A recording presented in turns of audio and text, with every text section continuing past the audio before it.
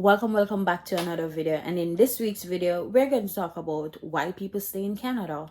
Yes, we're going to just talk about it, so stay tuned. But please don't forget to hit that like button, share this video, that's so others see this channel, and that kind of motivate me and keep me coming back to give you guys more. When you move into a new country, you come with all intention of staying and that you're going to enjoy life in this new country. But then when you get to this new country, like, the whole culture shock is, it's just shocking. I guess that's why they call it cultural shocks. In this video today, we're going to talk about why I decided to stay. Why after coming here in the first 2-3 months, I didn't pack my bags and go back home. I decided to stay.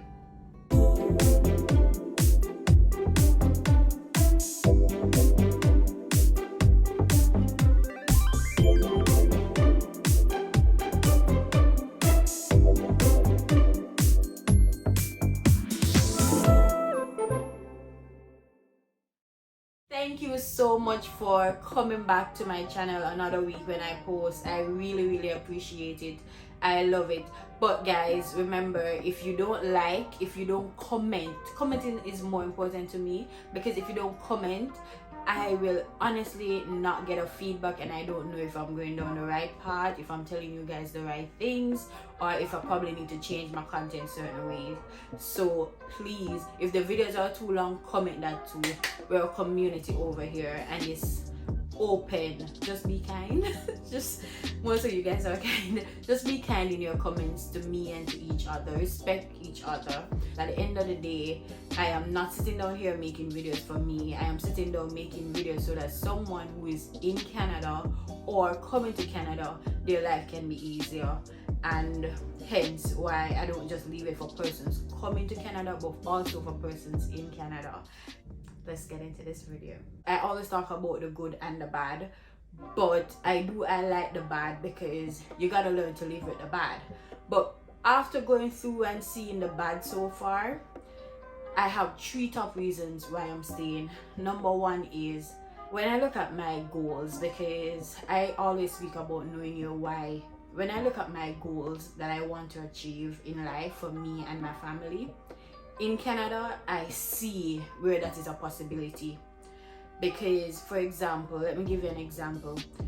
In Jamaica, as a professional engineer, the company had this policy to say, oh, if you're going back to school, then you can apply, and then they might pay for that. They might help you fund your education, right? And they did have other things, benefits for education, where they would send you to Korea, I think, or one of those other countries where their shareholders sponsor education or growth. But let's be honest, Jamaica is a third world country. That's the best that they could do, and that's okay. Here in Canada, what I do realize is that a lot of companies, it is actually a part of being an employee. As long as you want to go back to school, it's not a matter of, oh, you might apply and you don't get it. That's not the case, at least with my company where I'm at, right? That's not the case. They encourage you to go back to school. They encourage you to further your education. And at the end of the day, you don't only have to rely on the company if you want to further your education. The opportunities in terms of what the government provides, education when you become a permanent resident, it is so inexpensive, it's like nothing. So I love that. And the fact that here in Canada, even though you work a 9 to 5, it is flexible. It's not like you're working, oh, I have to be there 9 to 5. I won't lie, when I was back home in my home country, people make it seem like when you're working in foreign country, when it's raining or snowing, you have to go to work. There's no room for negotiate. That is not true. A lot of the employers here, they are flexible. There are people trying to reach their goals too. There are people trying to step up in life. So they do understand the struggles. And when you do talk to them to say, oh, hey, you know, this is what you want, they tend to have a plan with you. Okay, this is what you want, fine. So that's one of the reasons. That's my main reason. One of my whys why I'm staying. For my goal personally, in terms of my education, I am someone that value academia, and to be in a society where it is valued and I can actually see whatever it is I want to do educationally, I can get there. And if it's not something educational, like in terms of business, if you want to start your business, you can do that too. I mean, the opportunities, they are limitless, and that's one of the major reasons for me why I'm staying. If you don't know, I am a very ambitious girl, and I don't think limits. The sky is not even the limit. The space is the limit. The moon is the limit. If you fall on the clouds. So that's one of my main reasons for staying in Canada. That's number one. That's an amazing benefit, not only just from your employer, but from the government of Canada. So that's number one.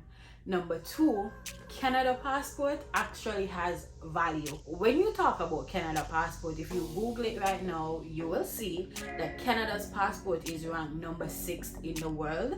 And with Canada passport, you do not need a visa to travel to 188 countries. Yes. In this life now, everyone be like, oh, I don't want to waste my days. I want to live them on enjoyment. Woo! Traveling is definitely an enjoyment for me. I hate flying, but I love when I get to the destination. Know what I mean? So number two, the fact that eventually, I want to be a Canadian eventually. The fact that passport can take me places without having to worry about a visa, that moved me up to another level. You see, in life, unless you experience certain things, then you don't know the difference. For example, if you've ever driven in a Tesla and compared the Tesla to a Honda, after feeling that drive or that ride in the Tesla, then you don't want to go back to a Honda. Or maybe Benz is your dream car. I'm sure if you've driven in a Benz and then compare it to a Honda, you don't want the Honda again, and that's because of exposure. But then sometimes people will say, oh, a Benz is better, but then you've never experienced it, you've never driven in one, so you don't know. But when you go and you actually drive in a Benz and you experience it for yourself, then you'll be like, okay, well, maybe this is really not for me. But you don't know until you get exposure. And the fact that Canada's passport can take me to 188 different countries, well, that's 188 different opportunities to get exposure. And who knows, maybe after going to one of these other countries, I'm like, hey, I loved you, Canada, but maybe I want to try something new. If you don't get exposure, you don't really know what you love and what you prefer. So having that opportunity, I think is great, because then you have 188 different opportunities you can be exposed to visa free.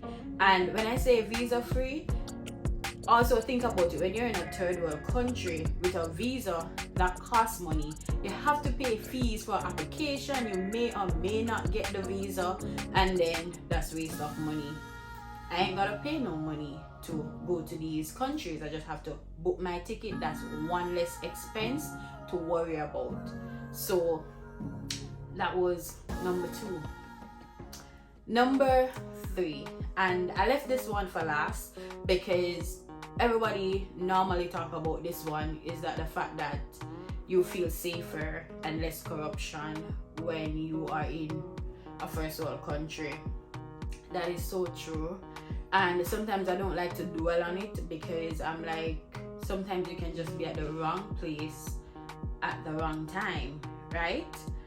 But the truth is, whether I want to admit it or not, I feel safer in Canada than when I was in Jamaica. And that's just the truth. I mean, I didn't want to bring this up, but hey, it's on everyone's mind right now. Like, look at what happened recently to Usain Bolt.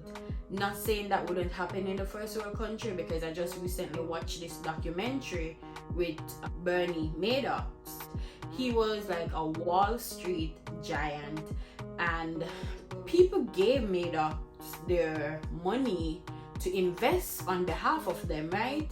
And his thing was he was only taking money from people who were well off. So people will go to him and say, oh hey, I heard you have. He's like, no. You know, he handpicked who he wanted as investors. But while watching it, I had to think, I was like, some of these people, they must have known that something wasn't right, because based on the returns that they were promised is a red flag, right? That was a red flag, but they kept doing it. So that was corruption in a way, right? Let's look at what happened to Bolt. He literally took his money to a licensed company that is supposed to be managed by the FSC in Jamaica, right? And they literally just, I don't know what they did with the money. Like, how? Like, in a country where it's so small, right? And everyone knows Bolt, and not only Bolt, 30 other persons, I think, pension, old persons were robbed out of their pension, their life savings, just like that, right? It's just so sad. And if I should go on, I don't like talking about politics here, but we've seen from time to time where the PNP, the JLP, corruption, money gets missing. That again is another level of corruption. And the money, my thing is not saying that money doesn't get missing in Canada or in the United States, but for a small island where we're supposed to be trying to build ourselves and there's no accountability, nobody goes to jail, nothing happens, it's just sad. I didn't live far from work, but I was afraid of taking the public transportation to work. I had to buy a car because I feel unsafe. When I get in, the first thing I do, I lock my doors. Not that I don't do that here. I feel safer in Canada, and that's just the truth. The corruption at the highest levels in Jamaica is scary, right? Government doesn't take accountability for anything. Opposition doesn't even hold them accountable. Either, whenever, you know, either way, that's just it. I feel like being in Jamaica, my life, it's like you're at a greater risk due to the crime. It's just sad. But yeah, those are some of the reasons why I'm staying. I know Canada is cold. Yes, it is cold. But as much as I would love the sunshine, because I do love the sunshine, I don't want to be living in fear. When it comes to where I'm coming from, Jamaica, I just don't feel safe. A lot of people living in Jamaica know. Some of them, they don't know it yet, or they try to explain to themselves to say, oh, if you don't do anybody anything, nobody's going to do you anything. And while for a long while I was off that mentality, I realized that's not true. You don't have to do someone something. I've seen crimes that happen that you say, why would you do that? And you don't really wake up, or you don't really get that shock of your life until it's right in your backyard, until it's right next door. I've experienced that right in my backyard, right next door, and that is scary. So no thank you, I'm good. No thank you. That's it. Those are my 3 reasons. Let me know if there's something else that you think I should have added for my top 3, but those are my top 3 reasons. The first one had to do with opportunities, and in life everybody has goals, everybody has something that they check on their list. Hey, Canada does that for me, check. Number 2 was the fact that the passport, I can go places, have more fun, enjoy life, check. And then number 3, you're safe as an individual, as a person. Maslow's law, humans want to feel safe. Yeah, I want to feel safe. So yeah, that's an essential need for me. So those are my reasons. Anyways, thank you so much for watching this video, and please don't forget to leave your comment in the comment section. Let me know what you think. Do you agree with me?